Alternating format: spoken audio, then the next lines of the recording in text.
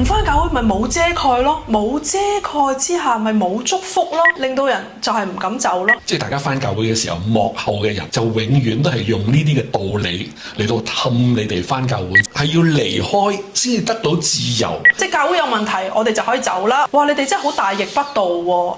咁所以鬧緊我哋嘅人，實際上你唔係活緊一個土主喜悅嘅生命，係玩一個宗教遊戲，係玩一個宗教遊戲。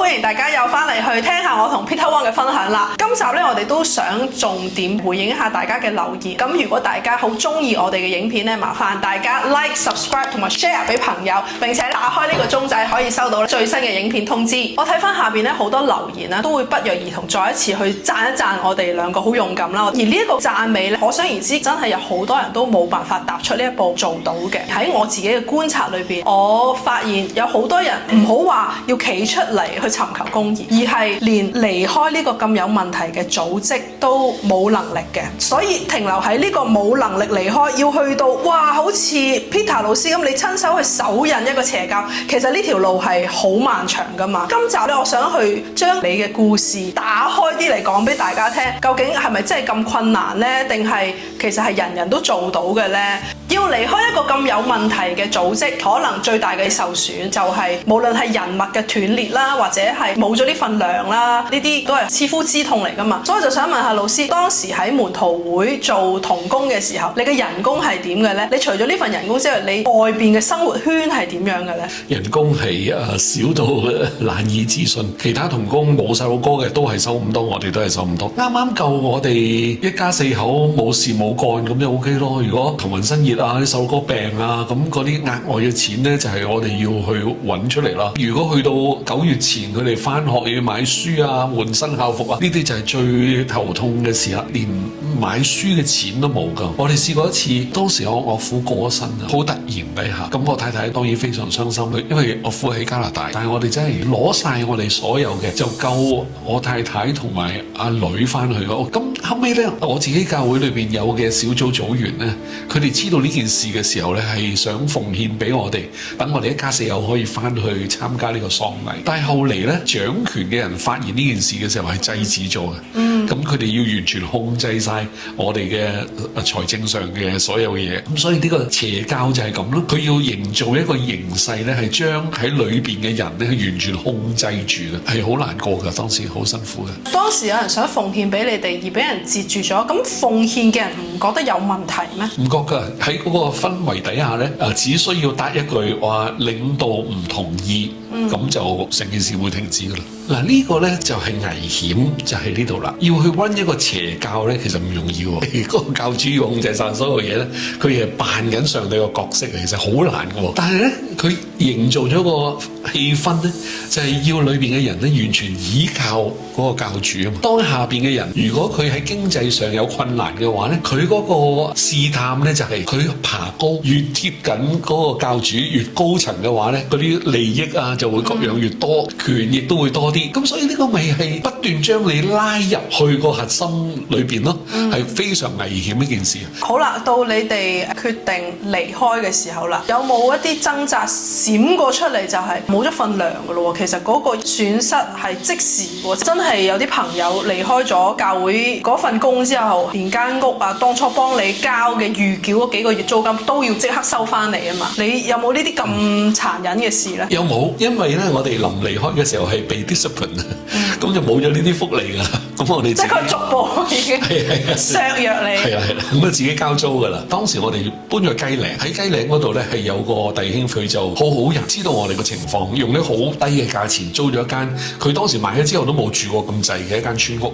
咁當時就住咗喺嗰度。咁我記得有一次咧，我去完短宣翻嚟，其中一個肢體佢住打鼓嶺嘅，佢就話：嗱，你哋住雞嶺啊嘛，咁近，我同丈夫車你哋翻去得啦。咁我咪好咯。點知原來唔係喎，車咗我去永寧圍嗰邊喎。跟住佢就話：呢間屋咧係我同我丈夫擁有嘅，之前咧就俾一個傳道人住免費㗎，但係佢已經住完還翻俾我哋，而家想俾你哋一家喺度住，唔收租。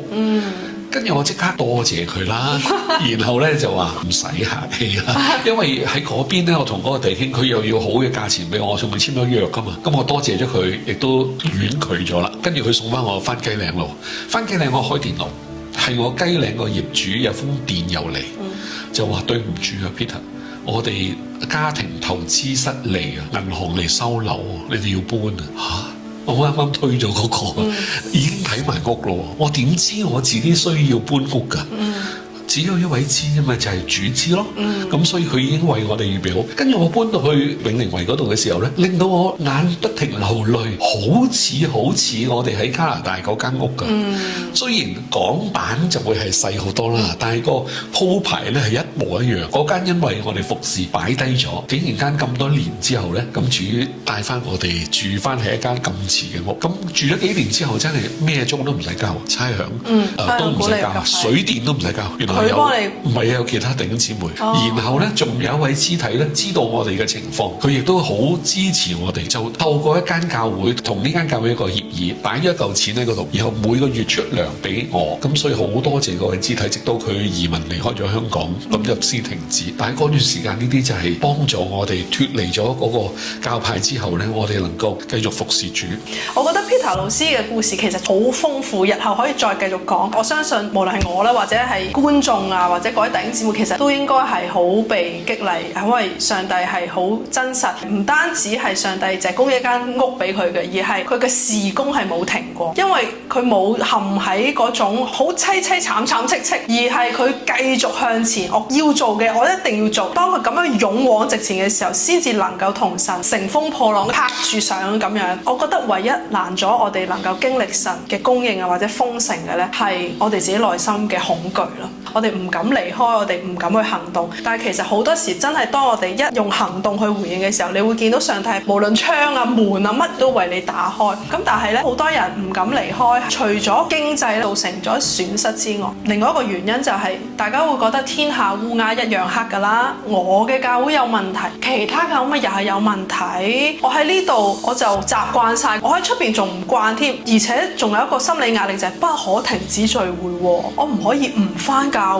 會㗎喎，唔返教會咪冇遮蓋咯，冇遮蓋之下咪冇祝福咯。喺咁多重心理壓力之下咧，令到人就係唔敢走咯。都好想 Peter 老師去解釋一下，其實咩叫做返教會，咩叫做有遮蓋？OK 嗱，我諗教會呢個 term 係今天好多人都濫用咗嘅。教會係咪就係一個喺政府裏面註冊嘅非牟利組織，定係真係屬於耶穌嘅人聚埋一齊就係呢個群體呢？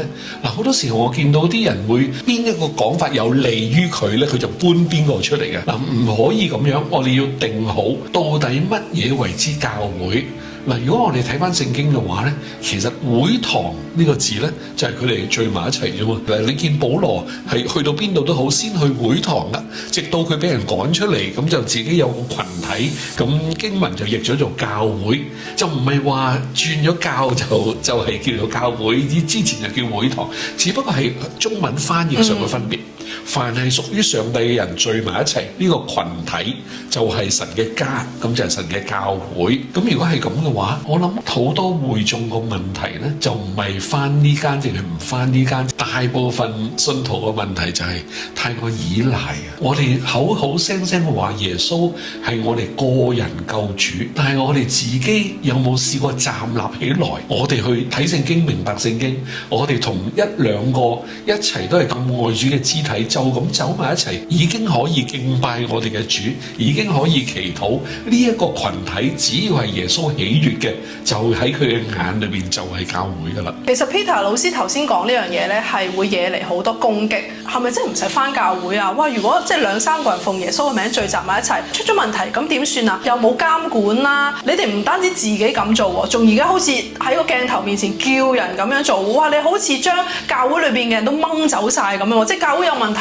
我哋就可以走啦，我哋就可以自己聚埋一齊，我就當自己返咗教會啦。哇！你哋真係好大逆不道喎！其實好多人係冇辦法接受咁樣嘅講法㗎喎。即係大家返教會嘅時候，幕後嘅人就永遠都係用呢啲嘅道理嚟到氹你哋返教會，自己搞係唔得嘅，係會出錯嘅，引用好多呢啲會有異端邪教產生嘅問題。但係佢永遠唔教一樣嘢，就係你睇清楚福音書發生咩事。如果用今天嘅宗教領袖佢哋嘅講法嚟到量度嘅話呢，當時跟隨耶穌嗰啲全部離經背道，佢哋唔應該離開會堂，度度都天下烏鴉一樣黑啦，係咪？點解要離開會堂呢？你估跟嗰個耶穌有啲咩好處呢？你喺一個有架構嘅組織裏邊，係攔咗你認識耶穌，攔咗你認識自己嘅神，喺嗰一刻係要離開先至得到自由嚟到去跟隨耶穌。係當時就係咁樣啊嘛，所以我哋唔可以就咁唔理歷史發生嘅啲乜嘢，總之離開教會就唔啱啦，總之咁樣就會變質啦。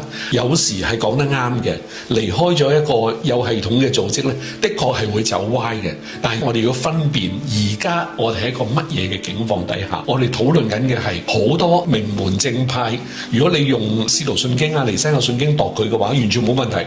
但係佢裏邊已經用一啲邪教形式嘅操控方法啦，而控制人啦，導致呢個人根本完全冇機會去 practice 佢自己嘅信心，然後就不斷俾宗教領袖去用各種嘅方法嚟到操控。喺咁嘅情況底下，離開先至有自由去敬拜耶穌。我希望頭先老師講嘅呢一番説話能夠讓觀眾一份好深嘅安慰，因為我知道喺好多人嘅心裏邊咧，其實經歷緊一番好深嘅煎熬，甚至乎自責，就係我而家冇返教會。當人哋問起我點解我唔返教會嘅時候，我又唔想講教會啲有咩咁衰，但係其實好認同自己係失見證。今日老師俾咗一個好堅定嘅信念，就係我哋離開唔係因為想逃避痛苦，而係因為正正係我哋見到好多問題，我哋唔能夠再停留喺嗰度同流合污，係我哋要行一條新嘅路出嚟。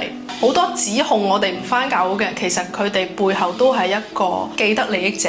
我哋唔返教會，其實喺度搖動緊佢哋好多嘅利益。其實呢種都係一種操控嘅手段。我哋真係要頭腦清醒一下，唔好咁容易落入咗人哋口裏邊嘅圈套。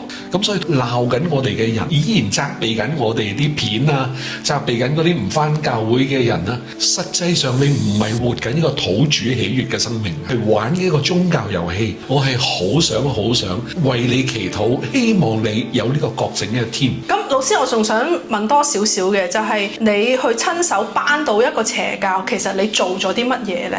喺當時我記得，當然有外力去幫助啦。咁喺我嘅 case 咧，就係滕師母去幫我哋有勇氣地將成件事講出嚟。咁我哋講咗出嚟之後，咁亦都對方可以幫我哋分析。好多人咧會覺得點解可以容許個邪教喺度咁耐而冇人理？但我今日好想同大家講，喺過去2年，我同唔同嘅前輩啦、唔同嘅組織啦，或者唔同嘅人去傾過咧，其實唔係冇人理，而係咧大家都喺外圍嗰度，基於冇苦主企出嚟嘅緣故咧，大家係冇辦法去干涉人哋嘅家事嘅，咁樣係好冇效嘅一個做法嚟嘅。所以咧，其實外邊有好多人咧都係好關注緊唔同宗派有操控啊、有濫權啊呢啲現象嘅。奈何就係因為裏邊嘅人有太多我哋頭先講嘅好多即係被操控之下心理壓力咧，冇辦法離開，冇辦法企出嚟。無論 Peter 老師啦或者 Esther 啦，其實我哋能夠做嘅咧都係做多一點點嘅啫。可能你盡咗你最大嘅部分，就係你將嗰啲唔啱嘅教義你整理咗出嚟。我就係咗我最大嘅努力，將裏邊好多細節啊、感受啊去整理出嚟。我哋做嘅嘢其實係好渺小嘅。對，邪教異端其實一直都喺基督嘅群體周圍，喺個歷史裏邊係不停咁樣出現，但係咪就係咁樣咁恐怖洪水猛獸呢？其實可以唔係，只需要我哋每一個人出多一分力。佢哋想唔俾人知嘅嘢，我哋去暴露佢哋出嚟。我哋而家做緊嘅嘢，其實同一個去幫助人唔好跌落電片一樣啫嘛。一講 KK 原地，大家都知咩一回事。有時諗下好可惜㗎，我哋嘅群體呢，好似就係咁樣啊，係不斷咁呃緊其他人入教。嗱，呢句唔係我講嘅，係馬太23章主耶穌話緊當時嘅宗教領袖勾引人入教，佢哋仲要行遍海洋陸地去唔同嘅地方添啊！今天我哋都係壯大緊我哋自己嘅組織，呃緊啲人入去。嗱，如果我哋每個經歷過呢啲嘢嘅人出一分力，就好似而家嘅電話騙案咁，我哋將佢哋做嘅嘢咪登出嚟咯？係咪原來我收過咁嘅短信就係等於電話騙案㗎啦？咁咪登出嚟咯？我哋就將邪教想氹人入教嘅呢啲手段，令到你唔能夠真正認識耶穌嘅事情，我哋就係講出嚟話俾大家聽咯。只需要每個人都出一分力，其實我哋可以幫到好多人。唔好再嘥呢啲時間，唔好咁樣養大呢啲教主，唔好咁樣養大呢啲 KK 園地。咁所以每個人鼓起少少嘅勇氣就可以啦。